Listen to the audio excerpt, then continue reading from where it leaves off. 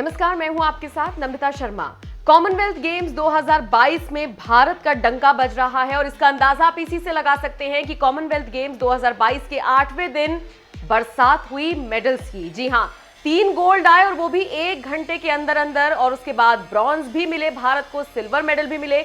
मतलब ये समझ लीजिए कि 8वां दिन भारत के लिए बहुत ज्यादा लकी साबित हुआ और सबसे ज्यादा परचम लहराया हरियाणा के बच्चों ने। विस्तार से आपको बताएंगे। सबसे पहले आपको बता दें, शुक्रवार के दिन भारत के खिलाड़ियों ने 6 मेडल जीते और इसी के साथ भारत के पास अब 9 गोल्ड मेडल हो गए हैं, 8 सिल्वर मेडल हो गए हैं, 9 ब्रॉन्ज मेडल हो गए हैं और इसी के साथ भारत 5वें नंबर पर पहुंच गया है। यह भी आपको बता दें कि ऑस्ट्रेलिया 138 मेडल्स के साथ पहले नंबर पर है, फिर दूसरे नंबर पर इंग्लैंड है, तीसरे नंबर पर कनाडा है, जबकि चौथे नंबर पर न्यूजीलैंड है और फिर जैसा कि मैंने पहले कहा 5वें नंबर पर भारत का नाम शामिल हो गया है। बता दें आपको, 8वें दिन बजरंग पूनिया, साक्षी मलिक, दीपक पूनिया, अंशु मलिक, मोहित ग्रेवाल और दिव्या काकरन ने भारत की झोली में मेडल डाला और इतिहास रच दिया। चलिए विस्तार से आपको थोड़ा सा बता देते हैं अब तक गोल्ड मेडल जीतने वाले खिलाड़ी कौन कौन से हैं। मीराबाई चानू, जेरेमी अचिंता, इसके अलावा सुधीर पावर लिफ्टिंग में, बजरंग पूनिया, साक्षी मलिक, दीपक पूनिया भी गोल्ड मेडल लाने में कामयाब हुए हैं। इसके अलावा संकेत सरगरी, बिंदिया रानी देवी, सुशीला देवी, विकास ठाकुर, भारतीय बैडमिंटन टीम, तुलिका मान, मुरली श्रीशंकर, अंशु मलिक सिल्वर मेडल लाने में कामयाब हुए हैं। और बात ब्रॉन्ज मेडल की करें तो गुरु राजा पुजारी, विजय कुमार यादव, हरजिंदर कौर, लवप्रीत सिंह, सौरभ घोषाल, गुरदीप सिंह, तेजस्विन शंकर, दिव्या काकरन, मोहित ग्रेवाल जैसे नाम इसमें शामिल हैं। ये बहुत बड़ी खबर है भारत के लिए, क्योंकि भारत 5वें नंबर पर पहुंच गया है और ताबड़तोड़ मेडल्स की बरसात हो रही है। और आप जानते ही हैं, चाहे बजरंग पूनिया हो या फिर दीपक पूनिया हो, साक्षी मलिक हो, ये सारे हरियाणा से ताल्लुकात रखते हैं। इसीलिए हरियाणा में एक अलग तरह से जश्न का माहौल देखा जा रहा है। और न सिर्फ हरियाणा बल्कि इन बच्चों ने पूरे देश में, पूरी दुनिया में परचम लहराया है, इतिहास रचा है और यही वजह है कि हर तरफ इन्हीं के चर्चे हो रही हैं। बजरंग पूनिया, दीपक पूनिया और साक्षी मलिक ने शुक्रवार को गोल्ड मेडल अपने नाम किया और हर तरफ उन्हीं की चर्चा हो रही है। कुल मिलाकर देखा जाए तो इस बार के जो कॉमनवेल्थ गेम्स हैं उसमें भारत का डंका साफ तौर पर बज रहा है। वैसे अगर हम बात करें बजरंग पूनिया की, तो इस पूरे कंपटीशन से ठीक 1 महीना पहले हमने बजरंग पूनिया से खास इंटरव्यू में बातचीत की थी। उनसे जाना था कि कैसी प्रैक्टिस उनकी है, किस तरह से वो तैयार हो रहे हैं, कैसे गोल्ड मेडल के लिए तैयारियां कर रही हैं। और यहीं पर एक सवाल मैंने खुद पूछा था कि क्या आपको लगता है 100% आप गोल्ड मेडल ले आएंगे, जिस पर बजरंग पूनिया ने कहा था कि उम्मीद पूरी कर सकते हैं, कोशिश पूरी कर सकते हैं, बाकी आप सबकी दुआ चाहिए। दुआ सबने की, गोल्ड मेडल आ गया। जाते जाते बजरंग पूनिया के इंटरव्यू के साथ आपको छोड़े जा रही हैं। इस पूरी खबर पर आपका क्या कहना है, कमेंट करके हमें जरूर बताएं। नमस्कार, मैं हूं आपके साथ नम्रता और हमारे साथ मौजूद हैं भारतीय पहलवान बजरंग पूनिया। सबसे पहले बहुत बहुत स्वागत है आपका। धन्यवाद जी। मुझे ये बताइए, अब से 2 महीने बाद, मुझे लगता है 2 महीने बाद, शायद सितंबर में ही 2 चैंपियनशिप्स होनी है, 2 गेम्स होने हैं आगे पीछे, उसके लिए क्या तैयारियां हैं? 1 अगस्त में मैडम और 1 सितंबर में, 1 महीना बचा है। कॉमनवेल्थ गेम्स है, वर्ल्ड चैंपियनशिप है, तो उसके लिए तैयारियों में लगे हुए हैं। काफ़ी अच्छी तैयारियां चल रही हैं, क्योंकि चोट के बाद 1-2 टूर्नामेंट खेले, उसमें परफॉर्मेंस उतार चढ़ाव चलता रहा।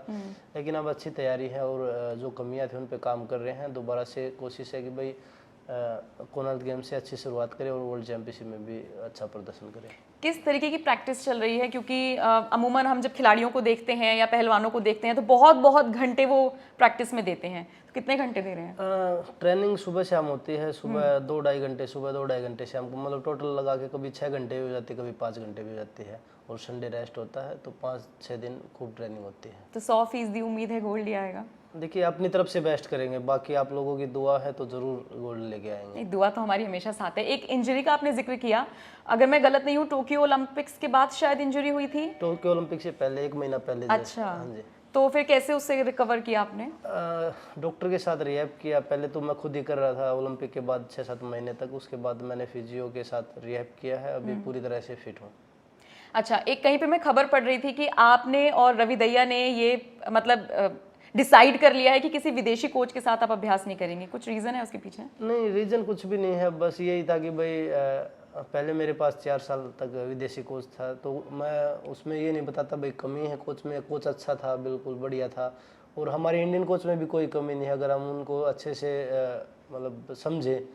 तो वही चीज़ें थी कि भाई अगर हम अपने इंडिया के जो कोच हैं उनको हम आगे बढ़ाएं तो हमारे लिए और बेटर होगा, क्योंकि हम बाहर से भी तो कोच लेके आ रहे हैं, टेक्निक सभी की सेम होती है। तो हमारे पास भी अच्छे पहलवान हैं जो रेसलिंग छोड़ चुके हैं, तो हम उन्हीं का फ़ायदा लेके हम अपनी रेसलिंग में सुधार करें। तो इसलिए ये निर्णय लिया कि भाई हम इंडियन कोच के साथ ही काम करेंगे। अच्छा, जब से देश में प्रधानमंत्री मोदी आए हैं, मोदी सरकार हुई है, as a player, as a खिलाड़ी आपसे पूछूं, कुछ फ़र्क महसूस होता है कि खिलाड़ियों को बहुत ज़्यादा अच्छा प्रोत्साहन मिल रहा है? देखिए 2014 से गवर्नमेंट आई है, तो 16 में जब ओलंपिक था उससे पहले टॉप स्कीम बनाई थी जो टारगेट ओलंपिक पोडियम, तो उसमें खिलाड़ियों को काफ़ी सपोर्ट मिलता है। तो साई भी काफ़ी एक्टिव है, हर चीज़ जो सुविधाएं खिलाड़ियों को चाहिए होती हैं, क्योंकि खिलाड़ी को एक तो ट्रेनिंग चाहिए होती है, एक जो ट्रेनिंग के जो चीज़ें होती हैं, भाई जिम में क्या चीज़ें चाहिए, क्रॉसफिट के लिए क्या चाहिए, मैट के लिए क्या चाहिए, तो हर चीज़ वो खिलाड़ी के पास है आज के टाइम में, जो एक खिलाड़ी को चाहिए परफॉर्मेंस बढ़ाने के लिए। तो मैं बिल्कुल गवर्नमेंट का इसमें सबसे बड़ा योगदान होता है कि भाई एक खिलाड़ी को हम अच्छी सुविधाएं दें। बाहर ट्रेनिंग के लिए जब भी हमें जाना होता है तो हमें वो चीज़ें एक बार बोलने के बाद मिलती हैं। पहले ये चीज़ें नहीं थी 2014 से पहले। अच्छा। 2016 वाले ओलंपिक से पहले स्टार्ट हुई थी, 15 में स्टार्ट हुई थी। तो तब से अब खिलाड़ी हर जगह ट्रेनिंग के लिए जाते हैं, कोचिज हैं, फिजियो हैं, ट्रेनर हैं, जिम की सुविधाएं हैं, तो सभी सुविधाएं हैं। अब खिलाड़ियों को खूब मेहनत कर रहे हैं और रिजल्ट भी हमारा भी कैडेट एशिया में अंडर 23 एशिया में काफ़ी अच्छा रिजल्ट आया है इंडिया टीम का, और चैंपियन बनी है लड़कियों की टीम, तो इतिहास में पहली बार बनी है। तो ये भारतीय कुश्ती के लिए अच्छे संकेत हैं।